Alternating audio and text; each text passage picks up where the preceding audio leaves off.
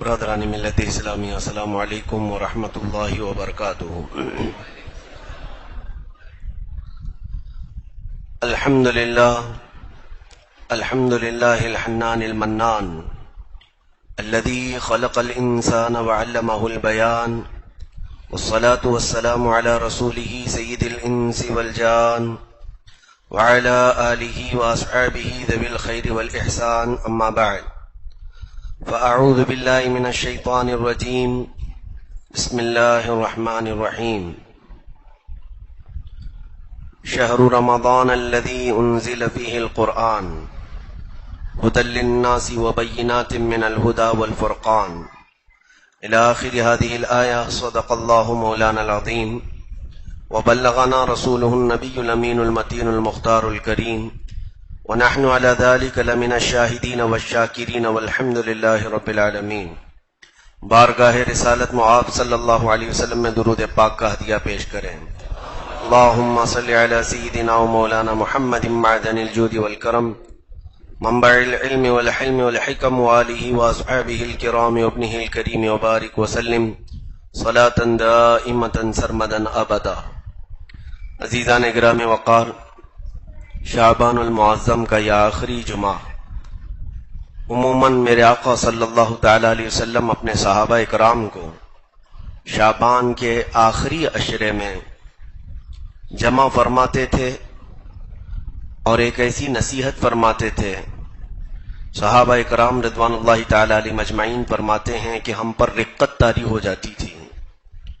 اللہ کے نبی صلی اللہ علیہ وسلم رمضان کے آنے سے پہلے ہی تنبیہ کے طور پر یوں ارشاد فرماتے کہ اے میرے صحابہ، ان قریب تمہارے اوپر ایک ایسا مہینہ آنے والا ہے جس کے پہلے 10 دن رحمت کے ہیں، بیچ والے 10 دن مغفرت کے ہیں، اور اخیر والے 10 دن جہنم سے آزادی کے ہیں۔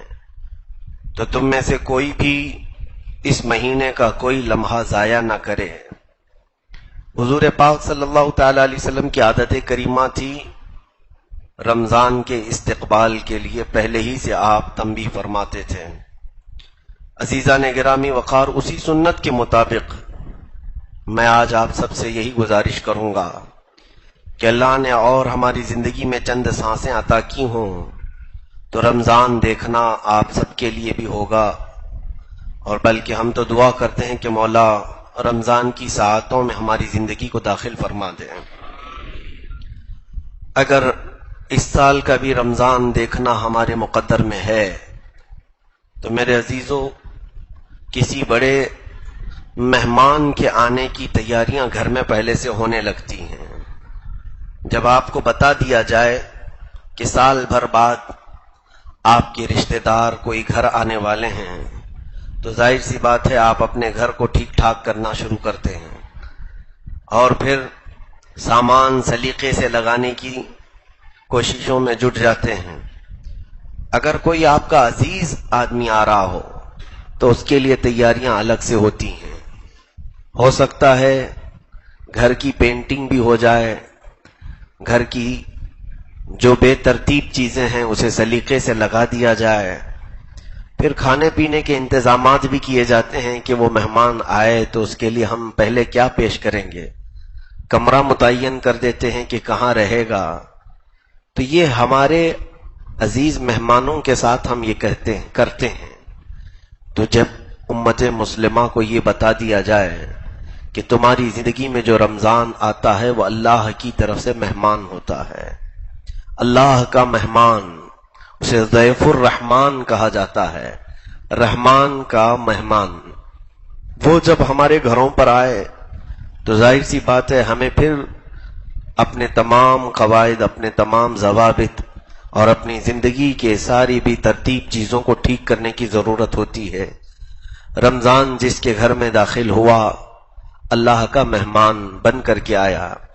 قیامت کے دن ایک شخص سفید لباس میں آئے گا، بہت ہی نورانی صورت اس کی ہوگی، اور جب حساب کتاب چل رہا ہوگا تو وہ شخص سامنے آ کر کھڑا ہو جائے گا اور کہنے لگے گا کہ اے مولا، تو اس کی بخشش نہ فرما، اس کو تو جنت نہ عطا کر۔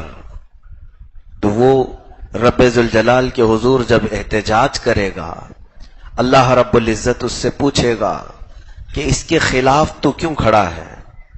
تو وہ کہے گا کہ مولا، میں اس کے گھر مہمان بن کر کے گیا تھا، لیکن اس نے میری کوئی خاطر مدارات نہیں کی، میرے ساتھ نہ محبت کا سلوک کیا، نہ مجھے اس نے کچھ پوچھا۔ تو بندہ کہے گا کہ اے بندے، تو جھوٹ تو نہیں بول رہا ہے؟ پوری زندگی میں کبھی میں نے تجھے اپنے گھر آتے دیکھا تو نہیں، کبھی میں نے دیکھا نہیں کہ تو مہمان بن کر میرے گھر آیا تھا، تو ہے کون جو میرے خلاف مقدمہ کیا ہے؟ تو اللہ رب العزت خود فرمائے گا، اے بندے، یہ جھوٹ نہیں بولتا، یہ ماہ رمضان ہے، آج اسے شکل دی گئی ہے، یہ خوبصورت حسین نوجوان کی شکل میں جو آج آیا ہے، یہ میری طرف سے تیرے گھر بھیجا جاتا تھا ہر سال، اور اس نے تیرے خلاف آج مقدمہ کیا۔ قسم رب ذوالجلال کی، جس کے خلاف قرآن اور رمضان آ گئے وہ جنت میں کبھی جا نہیں سکے گا، بلکہ فرمایا گیا کہ جنت کی خوشبو بھی اسے قریب سے نہیں گزاری جائے گی۔ میرے عزیزوں، رمضان اور قرآن جس کے مقابل میں آ گئے، جس کے خلاف مقدمہ کر گئے، تو پھر اس کے لیے ٹھکانہ دوزخی بننا ہے۔ اس لیے کبھی بھی رمضان کی بے حرمتی نہ ہونے پائے۔ اب آپ پوچھیں اس رمضان سے، جب قیامت کے دن وہ ہمارے خلاف مقدمہ کرے گا، کہ اگر تو اللہ کا مہمان بن کر میرے گھر میں آتا تھا تو میں نے تیری کیا بے عزتی کی، میں نے تیرے ساتھ کیا برا سلوک کیا، آج تو اللہ کی بارگاہ میں میرے خلاف جو مقدمہ کیا ہے، میں نے کون سا تیرے ساتھ برا سلوک کیا تھا؟ رمضان جواب دے گا کہ اے بندے، جب تیرے گھر تیرے رشتہ داروں میں سے کوئی مہمان بن کر آتا ہے تو اس کے لیے کشادہ ہو جاتا ہے، پھیل جاتا ہے، گھر صاف کرنے لگتا ہے، بے ترتیب چیزوں کو ترتیب دیتا ہے، لیکن جب میں آیا تو تیرے گھر میں برائیاں ویسی کی ویسی تھیں، تیرے گھر کے اندر ناچ گانے تو ویسی ہی تھے، تیرے گھر کے اندر دن میں کھانا پینا ویسے ہی جاری تھا، تیرے گھر کے اندر رات میں گانے بجانے کے ساتھ قرآن کو بند کر کے لہو و لعب فضول واہیات میں بیٹھنا ویسے ہی تھا۔ کیا تیرے گھر تیرا رشتہ دار مہمان بن کر آتا ہے، کیا تو اپنے گھر کی زمین کبھی صاف نہیں کرتا؟ کچرا ویسے ہی پڑا رہتا ہے۔ تو یہ رمضان کی حجت ہے جو ہمارے ساتھ ہوگی، رمضان کا مقدمہ ہوگا جو ہمارے ساتھ ہوگا۔ میرے عزیزوں، آج بہت سارے لوگوں کو جب یہ کہا جائے رمضان کی تیاری کرو تو سب کے دماغ میں سب سے پہلی چیز یہ گونج جاتی ہے کہ اب راشن بھرنا ہوگا، پورے مہینے کا سامان لے کر کے آئیں، افطاری کی چیزیں کیا کیا لگتی ہیں فروٹ لے کے آ جائیں، اور پھر گھر میں دسترخوان کی ضرورت ہے، پلیٹ چمچ کی ضرورت ہے۔ یہ تمام چیزوں کے انتظامات کا نام رمضان کی تیاری نہیں۔ رمضان کی تیاری اسے کیا ہے؟ اس طرح کی تیاریاں تو شادی کی بھی ہوتی ہیں، اس طرح کی تیاریاں آپ کے گھر کے فنکشن کی بھی ہوتی ہیں۔ رمضان کی تیاری میں لوگ کپڑوں کی خریداری کو سمجھتے ہیں کہ اب بازار میں جلد سے جلد ہم کپڑے خریدیں۔ یہ تمام ظاہری تیاریاں ہیں جو اسباب کے ساتھ متعلق ہیں، لیکن رمضان جس کی صفائی چاہتا ہے وہ تمہارے آنکھوں کی صفائی ہے، تمہارے دلوں کی صفائی ہے، تمہارے زبان کی صفائی ہے، تمہارے ہاتھ و پیر کی صفائی ہے، تمہارے گھر کے ماحول کی صفائی ہے۔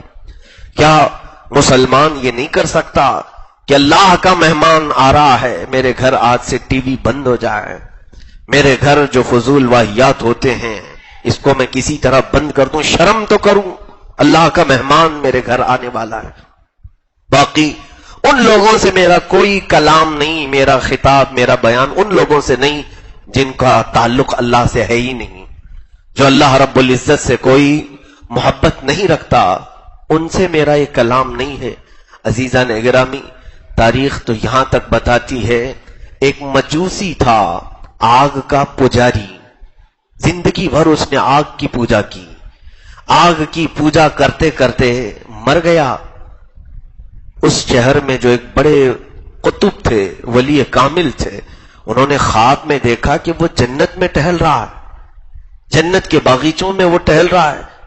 اس سے انہوں نے سوال کیا کہ تو آگ کی پوجا کرتے کرتے زندگی بتا گیا، تیرا جنت سے کیا تعلق؟ اس مجوسی نے، آگ کے پجاری نے جواب دیا، اے اللہ والے، یقیناً میں نے زندگی پوری کفر و شرک میں بتا دی، ختم کر دی، صرف ایک بات میری زندگی میں ایسی آئی تھی کہ میں مسلمانوں کے رمضان کا بڑا ادب کرتا تھا۔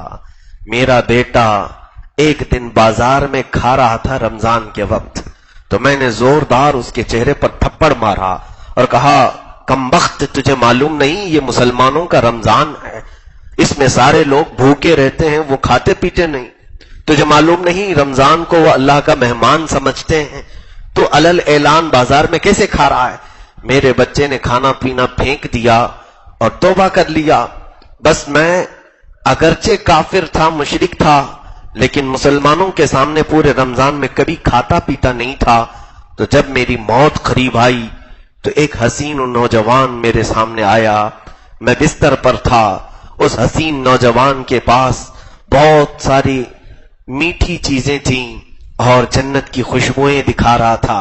میں نے پوچھا کہ اے نوجوان، مجھے تیرے ہاتھ میں جو ہے وہ چاہیے۔ اس نے کہا، بس میں رمضان ہوں، اگر تو ایک بار اللہ پر ایمان لے آئے تو میں یہ ساری چیزیں تجھے دلاتا ہوں۔ تو نے میرا ادب کیا تھا، تو نے میرا احترام کیا تھا، اس لیے تیری موت سے پہلے میں تیرے پاس آیا ہوں تجھے بتانے کے لیے کہ یہ جو جنت کی خوشبو تو میرے پاس دیکھ رہا ہے، یہ جو میٹھی چیزیں مشروبات تو دیکھ رہا ہے، یہ اس کے لیے ہے جو ایمان پر انتقال کرتا ہے۔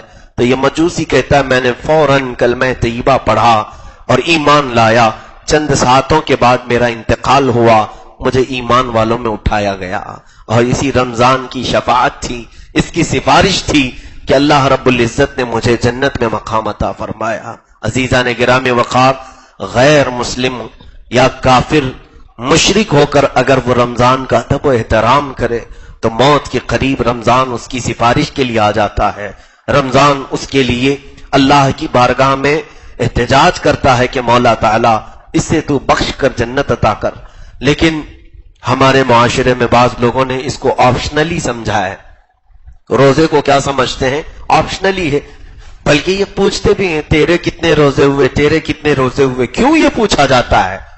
مسلمان ہے، مسلمان سے یہ پوچھنا بھی نہیں چاہیے کہ روزہ ہے یا نہیں رمضان میں، رمضان میں تم روزہ ہو یا نہیں ہو، پوچھیں بھی نہیں، بلکہ یہ ایسا فرض ہے کہ ایک روزے کے ترک پر، ایک روزے کے چھوڑنے پر قیامت کے دن اسے 900 سال تک دوزخ میں رکھا جائے گا، محض ایک روزے پر۔ 900 سال جانتے ہو کتنے ہوتے ہیں؟ یہاں سال دنیا کا بیتتا نہیں، گزرتا نہیں، اور وہ دوزخ کے 900 سال کیسے گزارے جائیں گے؟ اس لیے جن کی زندگیوں میں قضا ہوئے ہیں روزے، وہ قضا بھی کر لیں۔ نفل روزے رکھنے سے بہتر ہے کہ زندگی میں جو چھوٹ گئے انہیں قضا کر لیں، مرد ہوں کہ عورتیں ہوں۔ رمضان کو اتنے ہلکے میں نہ لیں، اس کو اتنی آسانی سے نہ لے لیں کہ یہ آپشنلی ہے، میں نہیں رکھتا ہوں، وہ رکھتا ہے، اس کو ایسے سمجھتے ہیں جیسے یہ کوئی، جیسے عمامہ پہننا ہے، جبہ پہننا ہے، یہ جیسے لوگوں نے یہ سمجھ لیا ہے کہ یہ مولانا لوگوں کا کام ہے، دیندار لوگوں کا کام ہے۔ میرے عزیزو، رمضان کے روزے ہر مسلمان مرد اور عورت پر فرض ہیں، ہر مسلمان پر۔ تو یہاں پر رمضان کے روزوں میں جس نے بھی تساہلی کی، کاہلی کی، اس کے گھر سے نور ختم کر دیا جاتا ہے، اس کے گھر سے برکتوں کو اٹھا لیا جاتا ہے۔ عزیزان محترم، میرے آقا صلی اللہ تعالی علیہ وسلم نے جو فرمایا، احادیث کی روشنی میں میں ایک بات بتا دوں، کیا آپ کو ایسا محسوس نہیں ہوتا کہ سال بھر جو بندہ بھٹکا پھرتا رہتا ہے، بھولے ہوئے راستوں پر گھومتا رہتا ہے، رمضان آتے ہی وہ اپنے مولا کی چوکھٹ پر آ جاتا ہے، رب تعالیٰ کے دربار میں جھکنے لگتا ہے۔ ایسوں کو ہم نے دیکھا جو سال بھر نہیں آتے تھے، لیکن رمضان کے چاند دکھتے ہی مسجدیں کھچا کھچ بھر جاتی ہیں، تراویح میں، فجر کی نمازوں میں، مغرب میں، افطار میں، یہ جو ہجوم آتا ہے مسجدوں کا، پھر سال بھر وہ دیکھنے کو منظر نہیں ملتا۔ اس کی وجہ کیا ہے؟ یہ رمضان کا اس قدر احسان ہے ہمارے اوپر کہ بچھڑے ہوئے لوگوں کو یہ رحمان سے ملا دیتا ہے، مولا سے قریب کرتا ہے۔ جو بندے دور دراز جا چکے میرے مولا سے انہیں پھر واپس کھینچ کر کے لاتا ہے. جنہوں نے پورے سال میں قرآن کو اٹھایا نہیں ان کے ہاتھوں میں بھی قرآن آ جاتا ہے. جنہیں تسبیح پڑھنے کا موقع نہیں ملتا تھا رمضان انہیں ہاتھوں میں تسبیح بھی تھما دیتا ہے. جو رات میں کبھی اٹھنے کو گوارا نہیں کرتے انہیں صبح کا سپیدہ ظاہر ہونے سے پہلے ہی سحری میں اٹھا دیتا ہے. جانتے ہو آپ سحری کا جو وقت ہے وہ میرے رب کا سب سے پسندیدہ وقت ہے. اسی وقت تو اولیاء کاملین تہجد ادا کیا کرتے تھے. یہ سحری کا جو وقت ہم اٹھتے ہیں اس میں تہجد پڑھی جاتی تھی اور پھر بارگاہ الہی میں جو دعائیں کی جاتی. رب ذوالجلال نے فرمایا دنیا میں یہ 3 چیزیں مجھے سب سے زیادہ عزیز ہیں. ایک بھوکوں کو کھلانا، اور مال ہونے کے بعد فقر فاقہ کرنا. تیسری چیز اللہ رب العزت نے فرمایا جب سارے سو رہے ہو تم کھڑے ہو کر مجھ سے مناجات کر رہے ہو، مجھ سے کلام کر رہے ہو. یہ سب سے زیادہ اللہ کو پسند ہے. ہم سے زندگی میں دوسرے دنوں میں یہ اٹھا نہیں جاتا. فجر کے لیے الارم رکھ کر کے بھی نہیں اٹھتے، لیکن سحری میں یہ رمضان ہے جو اٹھا دیتا ہے. چاہے نہ چاہے بھی لوگ اٹھ جاتے ہیں. اور اس وقت کاش میرے مولا سے چند مناجات کر لیں. زندگی کی یہ سب سے اہم ساعات ہیں، سب سے عظیم ساعات ہیں. دیکھو وہ وقت ہے جب گنہگار بھی، بڑے بڑے مجرم بھی اپنے گناہوں کے اڈوں کو سجا کر رات ختم کرتے اپنے بستروں پر جا رہے ہوتے ہیں اور تم مولا کے حضور کھڑے ہو رہے ہوتے ہو. اکثر لوگوں کی جو زندگی ہے گناہوں پر گزرنے والی، ان کی تو راتیں ہی ہوتی ہیں دن کے برابر. وہ رات بھر تماشے کرتے ہیں، لیکن جو ہماری سحری کا وقت ہوتا ہے یا ان کے سونے کا وقت قریب آتا ہے 4 بجے کے قریب، 5 بجے کے قریب سارے بستر پر جا رہے ہوتے ہیں. اس وقت تم مولا کے حضور کھڑے ہو رہے ہوتے ہو. رب ذوالجلال ان کے گناہوں پر اگر جلال میں آتا ہے تو پھر تمہارے عبادت میں کھڑے ہونے پر اس کا جمال بھی ظاہر ہوتا ہے، اس کی رحمت بھی ہم سب کے لیے عام ہوتی ہے. عزیزان گرامی، یہ تمام وہ چیزیں ہیں جو ہماری زندگی میں انقلاب لاتی ہیں، چینجنگ لاتی ہیں. نہیں پڑھنے والا پڑھنے لگا قرآن کے اوپر.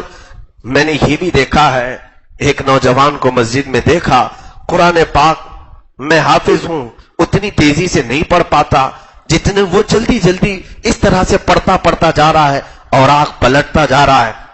مجھے ایسا لگا کہ بغیر تجوید کے کہیں بہت فاسٹ تو پڑھ کر کے یہ غلط تو نہیں کر رہا ہے. اسے میں نے بلا کر روکا کہ بیٹا آپ اس طرح اتنی تیزی سے کیسے پڑھ رہے ہو کہ اتنی جلدی جلدی تمہارے ورق پلٹ جاتے ہیں، میرا ایک صفحہ نہیں ہوتا کہ تمہارے 2 ورق ہو جاتے ہیں. اس بچے نے کہا بڑے نمناک آنکھوں سے کہا حضرت بات یہ ہے زندگی میں کبھی میں نے قرآن سیکھا ہی نہیں، میں نے قاعدہ بھی نہیں سیکھا ہے، مجھے قرآن تو دور ہے الف با بھی نہیں آتے. کہا بیٹا پھر یہ کیا کر رہا ہے؟ کہا کہ میں قرآن کے اوراق پر صرف ہاتھ پھیرتا ہوں تاکہ اللہ تعالیٰ وہ پڑھنے والوں میں مجھے دیکھ کر رحم تو فرمائے. کہ نہیں آتا ہے اس لیے چھوڑ تو نہیں دیا. میں اس وقت رمضان کے اس احسان پر قربان جاؤں. عزیزان گرامی، یہ وہ پاک مہینہ ہے جو بھولے بھٹکوں کے ہاتھوں میں بھی قرآن تھما دیتا ہے، جسے نہیں آتا اسے بھی پکڑا دیتا ہے. تراویح کے وقت ارے میاں یہاں سال بھر عشاء کی نماز پڑھنا بھاری پڑتا ہے لوگوں کو. ہے کتنی رکعت؟ 4 رکعت فرض نماز امام کے پیچھے کبھی لوگوں کو لمبی لگتی ہے، لیکن ہے کہ یہ رمضان ہے جو ایک پارہ سننے پر بھی تمہیں اکتاہٹ نہیں دلاتا. 20 رکعتیں پڑھ لیتے ہو اور پھر وہ بھی مزے سے پڑھتے ہیں. میں ان لوگوں کی بات نہیں کرتا جن کو نماز سے شغف نہیں، تعلق نہیں، جن کا مسجدوں میں دل نہیں لگتا، لیکن اکثر میجورٹی ہماری الحمدللہ رمضان میں مسجدوں کو آباد کرتی ہے. میں آپ سب سے گزارش کر رہا ہوں جنہوں نے مسجدوں کو زینت کے طور پر اپنی عبادتوں سے سجایا ہے، کیا یہ رمضان کی چینجنگ نہیں ہے؟ یہ رمضان کا انقلاب نہیں ہے؟ کیا یہ رمضان کے بدلنے والے حالات نہیں ہے؟ کہ ہمارے لیے وہ قوت پیدا کر کے دیتا ہے رمضان کہ ہم 20 رکعت تک بھی پیچھے کھڑے رہتے ہیں. میں محسوس کرتا ہوں آپ کی مسجد میں تو جانتے ہیں آپ 2 یہاں پر امام ہوتے ہیں تراویح کے لیے. میں برسوں سے الحمدللہ ابھی شاید 20واں سال ہوگا میری تراویح کا انشاءاللہ. رب ذوالجلال زندگی کے آخر سانس تک مجھے قرآن پاک کے ساتھ شغف اور تراویح کے ساتھ تعلق قائم رکھنے کی توفیق عطا فرما. میں نے محسوس کیا تھا تقریباً 18 سال تک میں کسی کے ساتھ شیئر نہیں کیا ایک رکعت بھی.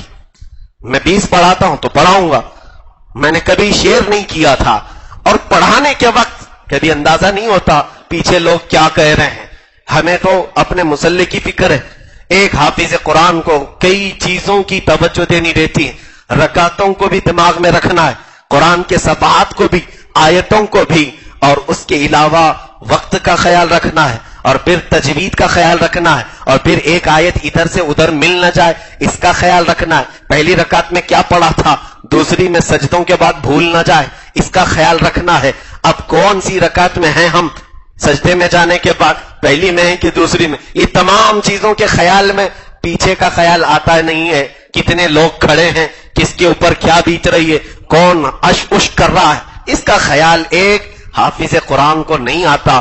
لیکن سننے کو ملتا ہے کچھ لوگ پریشان، کچھ لوگ تعریف، بہرحال.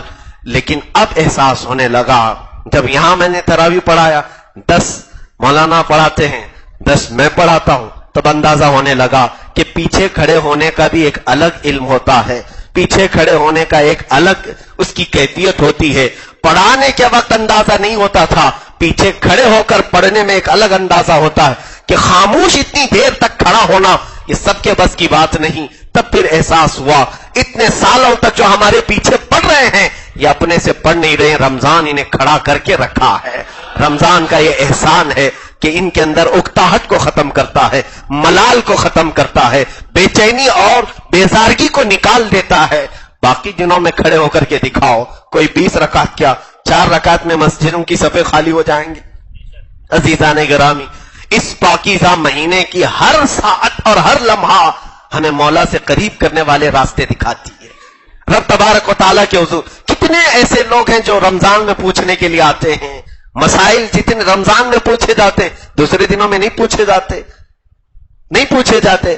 اسی لیے میرے مولا نے فرمایا کہ اے محبوب، میرے بندے میرے بارے میں سوال کرتے ہیں آپ سے کہ ہمارا مولا ہے کہاں. کہ چند صحابہ آئے حضور صلی اللہ علیہ وسلم کی بارگاہ میں سوال کرنے. یہی اسی صفحے میں قرآن کی جو آیت میں نے تلاوت کی، شہر رمضان الذی انزل فیہ القرآن، اسی میں یہ آیت بھی آئی ہے. اللہ تبارک و تعالیٰ فرماتا ہے کہ یسألونک عبادی عنی فانی قریب، یعنی اے محبوب آپ سے میرے بندے پوچھ رہے ہیں کہ میں کہاں ہوں، میں کہاں ہوں. یہ سوال کب آیا تھا جانتے آپ صحابہ کرام؟ یہ رمضان کے موقع پر. ظاہر سی بات ہے ایک طلب ہوتی ہے بندے کو کہ میرا مولا ہے کہاں. یہ بندہ پوچھنے کے لیے آتا ہے. تب رب نے بھی جواب کیا دیا، اے محبوب ان سے فرما دیں فإنی قریب، میں بہت قریب ہوں تم سے. اجیب دعوت الداعی اذا دعانی، جب جب تم مجھ سے بات کرتے ہو میں تمہارا جواب بھی دیتا ہوں. اذا دعانی فلیستجیبوا لی ولیؤمنوا بی، تم مجھی کو پکارو اور مجھ پر ہی یقین رکھو. اللہ تعالیٰ فرماتا ہے، آپ کو میں نے شاید وہ حدیث بھی بتائی، جب بندہ سورہ فاتحہ بھی پڑھتا ہے مولا تعالیٰ کی طرف سے جواب آتا ہے الحمدللہ رب العالمین. جب بندہ تلاوت میں مشغول ہے اس کا مطلب ہوتا ہے تمام تعریفیں اللہ کے لیے جو عالمین کا، تمام جہانوں کا پالنے والا ہے. سورہ فاتحہ کا پہلا جز، سورہ فاتحہ کی پہلی آیت پڑھتا ہے، رب کی طرف سے جواب آتا ہے. فرشتوں کو مولا مخاطب کر کے فرماتا ہے حمیدنی عبدی، اے فرشتوں دیکھو میرے بندے نے میری تعریف کی ہے، میری حمد بیان کی ہے. الرحمن الرحیم، جب بندہ رحمان اور رحیم کہتا ہے اسے مولا فرماتا ہے اثنانی عبدی، میرے بندے نے میری ثنا بیان کی ہے. مالکی یوم الدین، قیامت کے دن کا مالک بندے کی زبان سے نکلا. رب ذوالجلال فرماتا ہے مجدنی عبدی، فرشتے دیکھو میرا بندہ مجھے بزرگ کہہ رہا ہے، میرا بندہ مجھے برتر کہہ رہا ہے، عظیم کہہ رہا ہے. تو رب تعالیٰ کی طرف سے ہمارے ہر آیت پر جواب ہے. وہ قرآن میں فرماتا ہے اجیب دعوت الداعی، جب جب پکارنے والا پکارتا ہے تو میں جواب دیتا ہوں.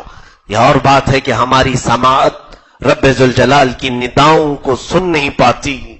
اللہ عز و جل کے حضور موسیٰ کلیم اللہ علیہ الصلوۃ والتسلیم نے یہ سوال بھی کیا تھا کہ اے مولا تجھے پکارنے والے ہر طرح کے ہیں، اچھے لوگ بھی پکارتے ہیں، برے لوگ بھی پکارتے ہیں، گنہگار بھی پکارتے ہیں، پرہیزگار بھی پکارتے ہیں، کیا تو سب کا جواب دیتا ہے؟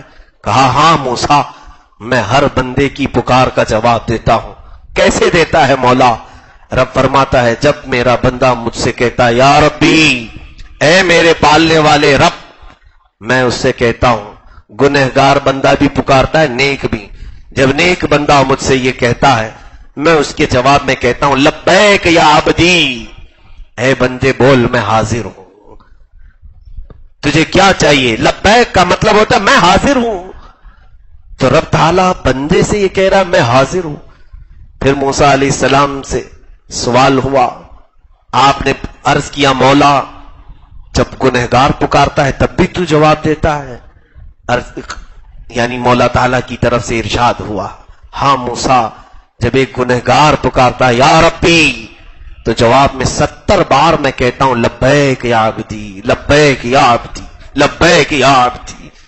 70 بار ایک گنہگار کے پکارنے پر، اور نیک بندے کو صرف ایک ہی بار جواب آتا ہے۔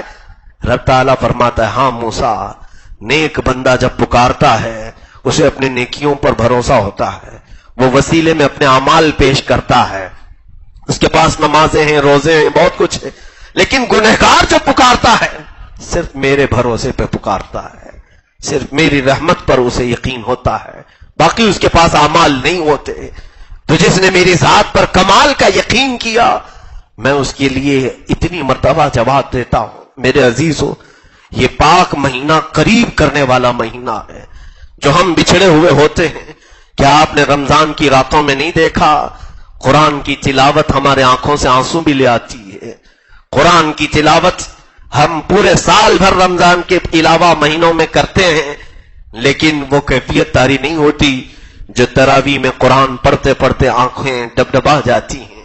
بہتوں کو میں نے دیکھا، قرآن اگرچہ سمجھ میں نہیں آتا ہے لیکن آیتیں پورے جسموں میں ہمارے مشاعر کو جھنجھوڑ دیتی ہیں، ہمارے ہاتھ پیر ہلنے لگتے ہیں، صرف اس احساس کے ساتھ کہ یہ جو مصلی پر سنایا جا رہا ہے میرے پالنے والے خدا کا کلام ہے، وہ روح میں اترتا ہے، وہ قلب میں اترتا ہے۔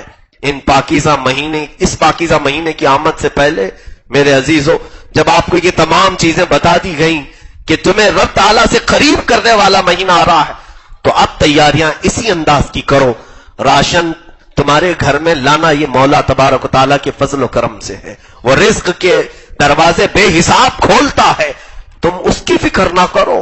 وہ تمام چیزوں کے خیالات کے لیے تمہیں رمضان نہیں دیا گیا، تم جتنا ہو سکتا ہے اپنے ظاہر و باطن کو سجانے میں لگ جاؤ۔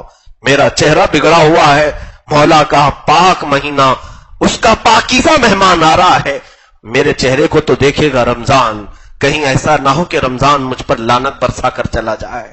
یہ پورا مہینہ، پورے 30 دنوں تک میرے چہرے پر لعنت نہ بھیجے، میں ٹھیک ٹھاک کر لوں، میرے کپڑے سلیقے کے نہیں ہیں، ستر دکھا کر حرام کاریوں میں مبتلا رہتا ہوں، کہیں یہ پاکیزہ مہینہ دیکھ کر کے اپنا منہ نہ چھپا لے۔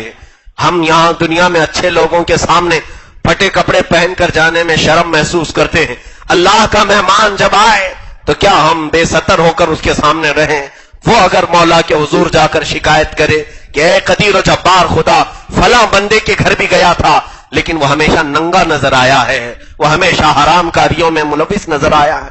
میرے عزیزو، ہمیں سلیقہ اپنے ظاہر کا بھی ترتیب دینا ہے اور ہمارے باطن کو بھی اسی طرح۔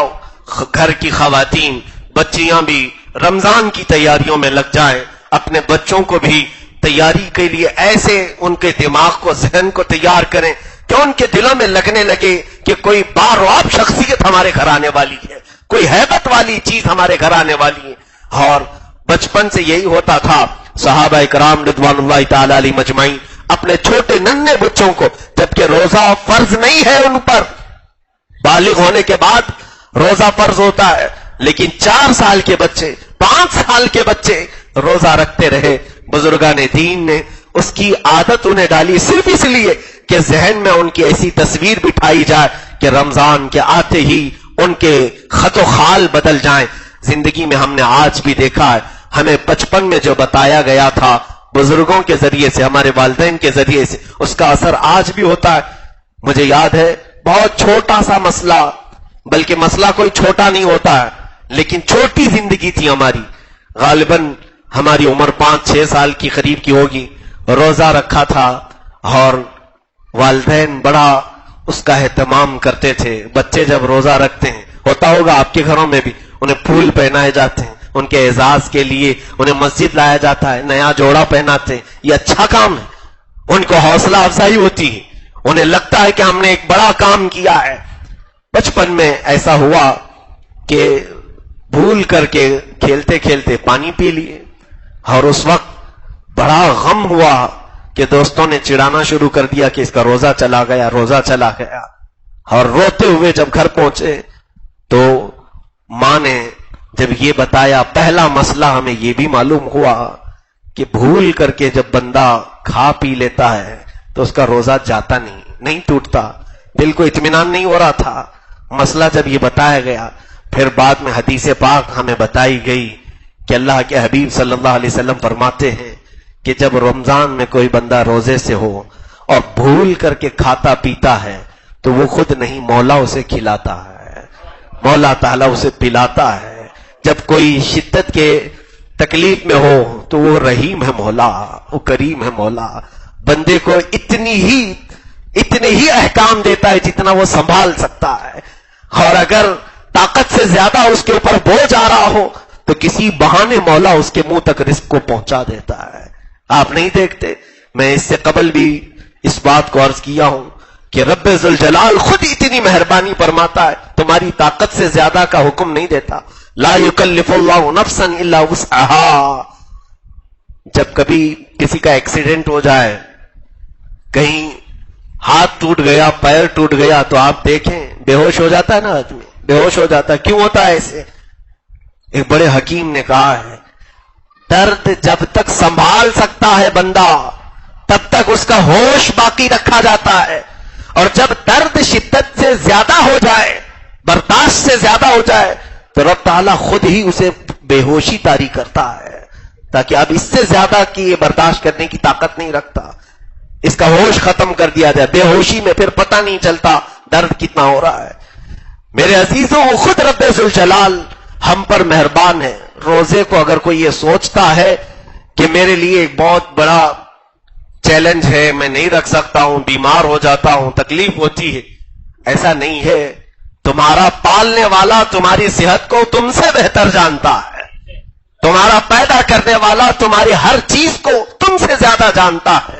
وہ رب ذوالجلال اگر تم بیمار ہونے والے ہوتے تو کبھی یہ حکم نازل نہیں کرتا، بلکہ رب ذوالجلال ہمارے اپنے فائدے کے لیے اور ہماری اپنی جسم کی حکمتوں کے لیے اس کو فرض فرمایا۔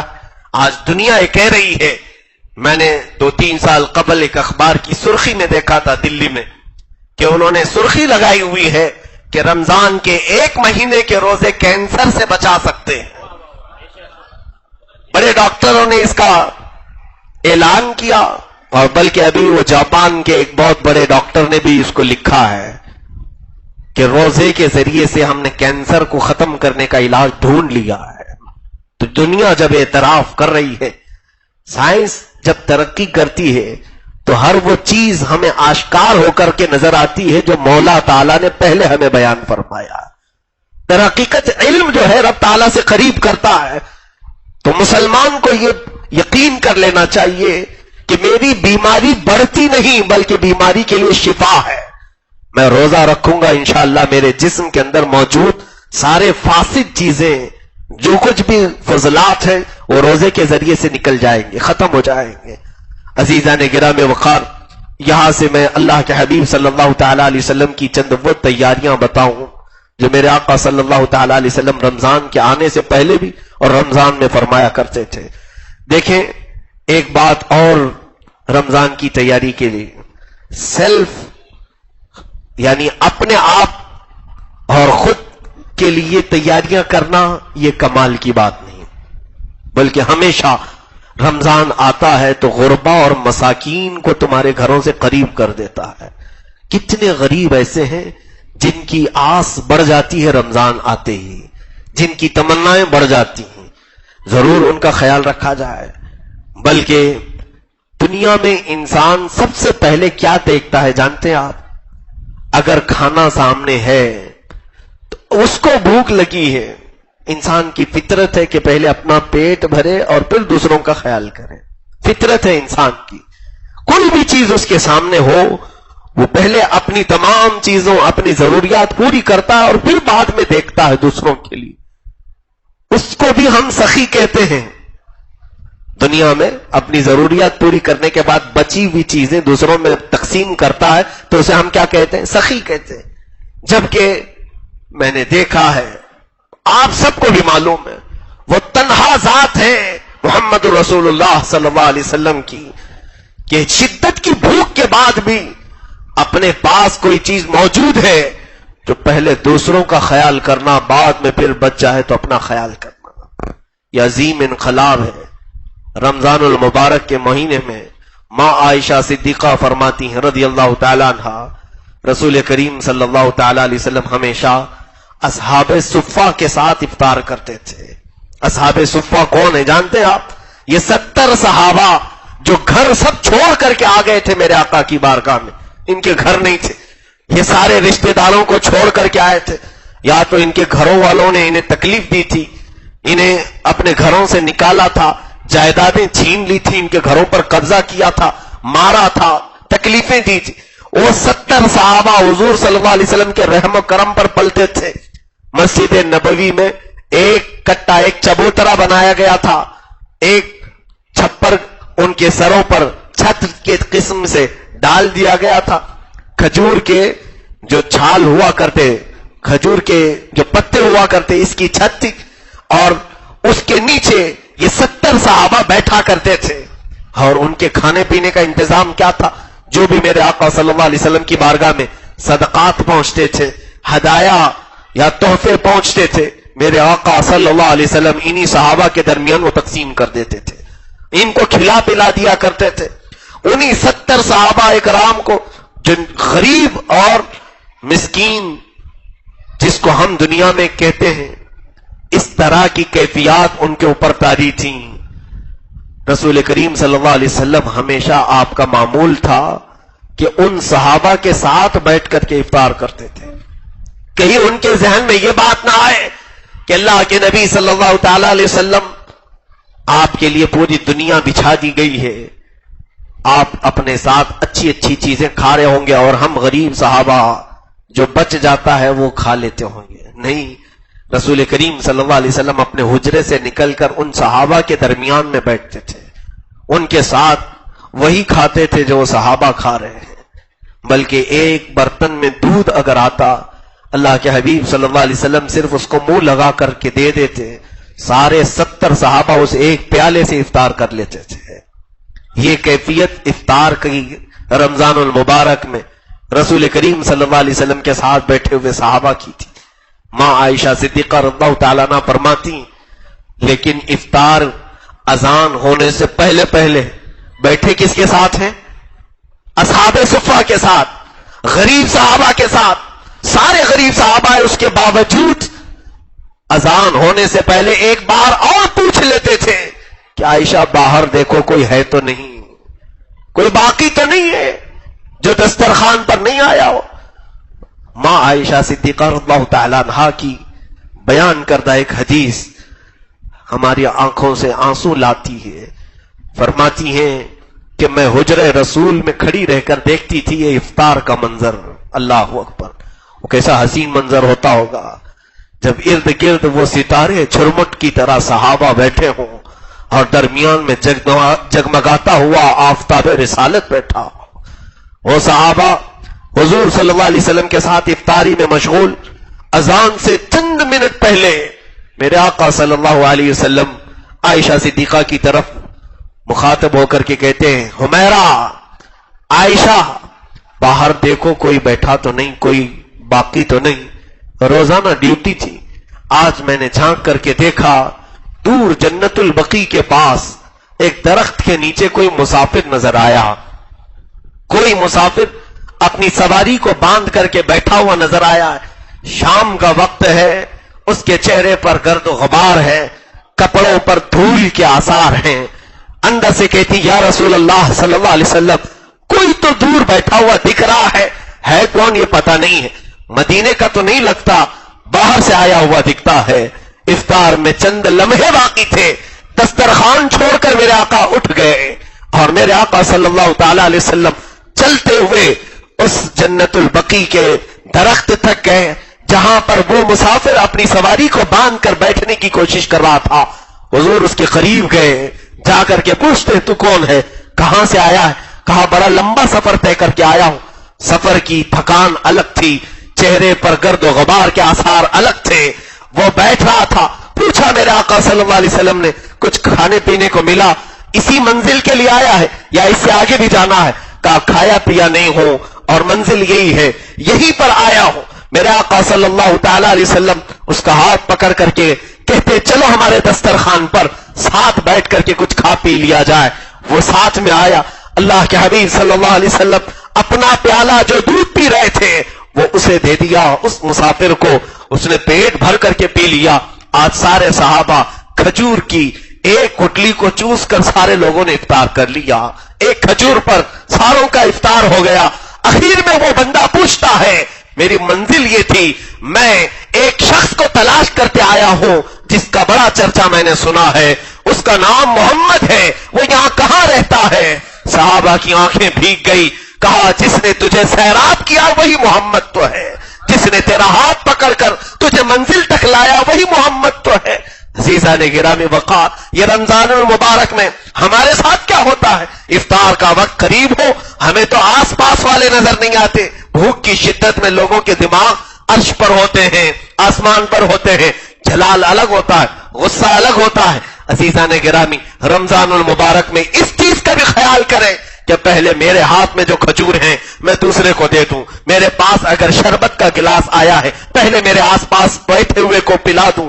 اس کا ثواب آپ کو معلوم ہے، میرے آقا صلی اللہ تعالی علیہ وسلم کی حدیث کریمہ سے یہ مفہوم وارد ہوتا ہے۔ فرمایا تم اکیلے ایک روزہ رکھ سکتے ہو لیکن ثواب 70 کا بھی حاصل کر سکتے ہو۔ پوچھا کیسے؟ کہا اگر تم نے اپنی کھجوروں سے دوسروں کو افطار کرایا ان کے روزے کے برابر بھی ثواب اللہ تمہیں عطا کرے گا۔ اس کا ثواب اس کے ساتھ ہے، اس کا روزہ جائے گا نہیں لیکن اس کے روزے کے برابر کا ثواب تجھے بھی دیا جائے گا۔ کیوں نہ ہم دوسروں کو بھی افطار کرائے، بلکہ یہاں سب صاحب استطاعت ہوں گے، غریب اور مسکین کو کھلانا ضروری نہیں، ہر ایک کو کوشش یہ کیا جائے میری کھجور سے وہ افطار کرے، اس کی کھجور سے میں افطار کروں، اس میں کوئی مذائقہ نہیں، محبتیں بڑھتی ہیں۔ اور رمضان یہی تو ہمیں پیغام لے کر کے آتا ہے کہ ہمارے درمیان کی جو نفرتوں کی دیواریں ہیں رمضان کی یہ میٹھی کھجوروں سے ختم ہو جائے، ہمارے درمیان جو شقاوت آئی ہے، بدبختی آئی ہے، رب تبارک و تعالی اس رمضان کی مٹھاس سے اسے ختم کر دے گا۔ رمضان المبارک میں افطار کے لیے جمع ہو، یقیناً آپ کے گھر میں بہت نعمتیں ہوتی ہوں گی، مجھے معلوم ہے ہمارے بھی گھر افطاروں میں سجائے جاتے ہیں، لیکن میرا اپنا خیال یہ ہوتا ہے کہ گھر میں عورتوں کو کھانے کے لیے دیا جائے، ان کا دسترخوان بچھے، ایک آدھ بار اپنے اہل و عیال کے ساتھ افطار کر لیں، اس میں کوئی مذائقہ نہیں۔ مرد حضرات کوشش یہ کریں کہ ہماری محبتیں قائم ہوں، ہمارے دسترخوان سب کے ایک جا جمع ہو، ہم مسجدوں میں افطار کو عام کریں۔ اعتکاف کا بھی ثواب ہے اور افطار میں یہ ہے کہ ہم ایک سے دوسرے کے روزے کو محسوس کریں گے اور دوسرے کا روزہ ہمیں احساس دلائے گا۔ باقی ہمارے گھروں میں کتنے لوگ روزے سے ہیں، کون کس حالت میں گزرا ہے اس کا احساس نہیں ہوتا۔ آپ کے دسترخوان میں کبھی بہت ہی غریب بیٹھا ہوگا، کبھی کوئی بہت امیر بیٹھا ہوگا، سارے لوگوں کو ایک جگہ یہ رمضان نے جمع کیا ہے۔ کہاں کا وہ فرق، میرا سٹیٹس الگ ہے، اس کا سٹیٹس الگ ہے، میرے سٹینڈرڈ کے مطابق نہیں، میں اس کے سٹینڈرڈ کے مطابق نہیں، سارے فرق ختم کرو۔ جب مسجدوں کی صفوں میں مولا تعالیٰ نے ہمارے شانے سے شانہ ملا دیا ہے، غریب اور فقیر اور مسکین کو امیروں کے ساتھ، بادشاہوں کے ساتھ، اسلام یہی تو ہے۔ آ گیا عین لڑائی میں گر وقت نماز، قبلہ روحوں کی زمین بوس ہوئی قوم حجاز، ایک ہی صف میں کھڑے ہو گئے محمود و ایاس، نہ کوئی بندہ رہا نہ کوئی بندہ نواز۔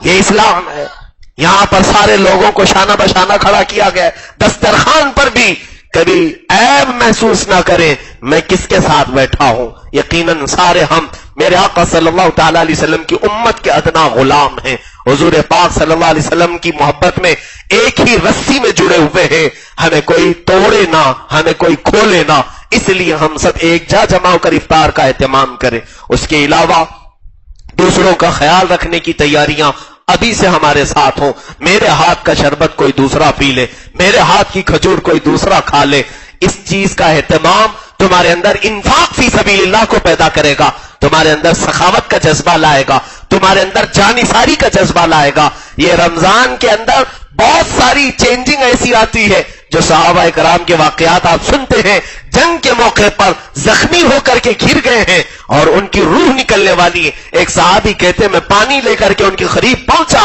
انہیں پانی پلا دوں، ان کے منہ کے قریب کھٹوری کیا تھا، ان کو ایک دوسرے زخمی صحابی کی آواز آئی کہ وہ العطش العطش کہہ کر پکار رہے تھے، ہائے پیاس پیاس۔ ایمان آپ کو سچ بات بتاؤں کہ موت کے قریب سب سے زیادہ شدت کی چیز اگر کوئی ہمارے پاس آتی ہے تو پیاس ہے۔ وہ صحابی جو زخمی ہو کر گرے تھے، یہ پانی پلانے والے صحابی کہتے ہیں میں پانی پلا رہا تھا، انہوں نے اپنے ہونٹوں سے کھٹوری ہٹا دی، کہا دیکھو مجھے کسی اور کی آواز آ رہی ہے، شاید اس کو میرے سے زیادہ حاجت ہے پانی کی، اسے پلاؤ۔ یہ پانی پلانے والے صحابی کہتے ہیں میدان میں گھومتے ہوئے زخمیوں کو پانی پلانے کا ہی کام کرتا تھا، دوسرے کے پاس پہنچا تو ایک تیسرے کی آواز آئی، انہوں نے بھی نہیں پیا، کہا اسے پلا کے آؤ، پہلے اسے پلا کے آؤ۔ تیسرے کے پاس گیا تو وہ دم توڑ چکے تھے، پانی نہیں پلا سکا، میں سوچا واپس ان دو کو پلاؤں جنہوں نے اپنے بھائیوں کے لیے منہ سے کھٹوری ہٹائی تھی، واپس آ کر کے دیکھا تو وہ دونوں بھی فوت ہو چکے تھے، دونوں کی روحیں نکل چکی تھی۔ وہ مشکیزہ لے کر کھڑے رہے صحابی، کون سا معاشرہ میرے آقا نے پیدا کیا تھا، کون سا انقلاب رسول گرامی وقات صلی اللہ تعالی علیہ وسلم نے پیدا کیا تھا۔ موت کے وقت بھی وہ پانی اگر کوئی دوسرا زیادہ حاجت مند ہوتا تھا تو ہٹا دیا کرتے تھے۔ یہاں موت نہیں میرے عزیزوں، اسے بھوک ہی تو لگتی ہے، افطار کے وقت بھوک اور پیاس ہی تو ہوتی۔ صحابہ موت سے پہلے بھی پانی ہٹا دیا کرتے تھے۔ ہمارے اندر جذبہ یہ ہو، صبر، رمضان صبر سکھاتا ہے، صبر جتنا آ جائے اتنا تمہاری زندگی میں تبدیلیاں آتی چلی جائیں۔ میں نے یہ سارے کلمات رمضان کے آنے سے قبل ہی بیان کر دیے، تیاریوں میں لگ جاؤ۔ گناہوں کی زندگی ہے تو توبہ کر لو، اپنی روز مرہ کی زندگی ایکٹیویٹیز بدل ڈالو، اپنے چہرے سنوار لو، اپنے لباس سدھار لو، اپنے گھروں کے اندر بے حیائی کو ختم کرو۔ یہ تمام تر فلموں کو دیکھنا، ناچ گانے دیکھنا، سیریل، ٹی وی اور یہ تمام چیزوں کو رمضان کے آنے سے پہلے بند کر دو، پردے ڈھانک دو گھروں کے اندر، ان تمام ٹیلی ویژن پر پردے ڈھانک دو۔ ہاں ضرورت کی چیزیں دیکھنے میں کوئی حرج نہیں، لیکن شیطان سب کے اوپر حاوی ہو جاتا ہے۔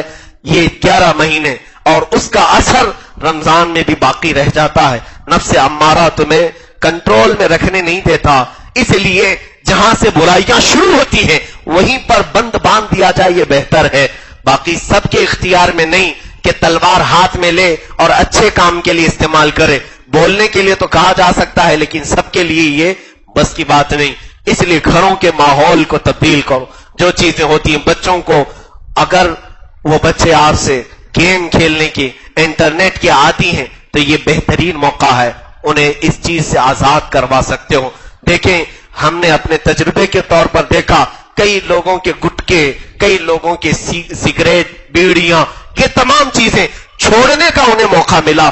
وہ کہتے ہیں گھنٹہ بھر ہم روک نہیں سکتے اپنے آپ کو، لیکن رمضان المبارک میں سحری سے لے کر افطار تک رکنا تو ہوتا ہے۔ یہ عادت ایسی ہو جاتی ہے، اگر اس عادت پر عید کے بعد بھی وہ عمل پیرا ہو گیا تو الحمدللہ اس سے یہ تمام بری چیزیں بھی ختم ہو جاتی، نکل جاتی۔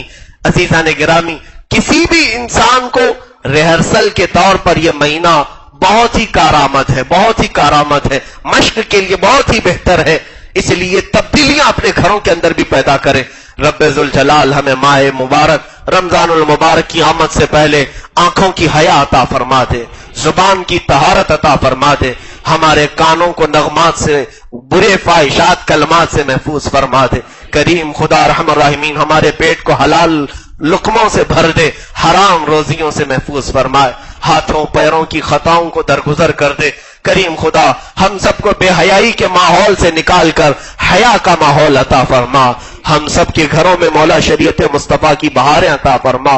خلاق العالمین، ہم رمضان کے بہت قریب آ چکے، لیکن یہ ہمارا یقین نہیں ہے کہ ہم رمضان دیکھ سکیں گے یا نہیں۔ اللہ تو اگر رحم فرما دے، اتنی زندگی دے دیا ہے، رمضان تک ہماری زندگی کا اور دراز فرما دے، اس کی سعادتیں اور برکتیں ہمیں ضرور اس ماہ مبارک اس زندگی میں عطا فرما دے۔ اور کریم خدا اگر ہماری زندگی کا یہ آخری رمضان ہے، اس کے بعد ہم رمضان نہ دیکھ سکنے والے ہوں، مولا اسی رمضان کو ہماری بخشش کا ذریعہ بنا دے، ہمارے مغفرت کا سامان بنا دے۔ کریم خدا ارحم الراحمین، ہم سب کو یکجا اتحاد اتفاق کی زندگی عطا فرما۔ مومنین جس طرح سے تیری مسجدوں میں آج جمع ہیں، ان کے دلوں کو بھی جمع فرما دے، کفار و مشرکین کے شر و فساد سے ہماری حفاظتیں فرما۔ وصلی اللہ تعالی علی خیر خلق محمد وآلہ وصحبہ اجمعین، وآخر دعوانا ان الحمد للہ رب العالمین۔ السلام علیکم۔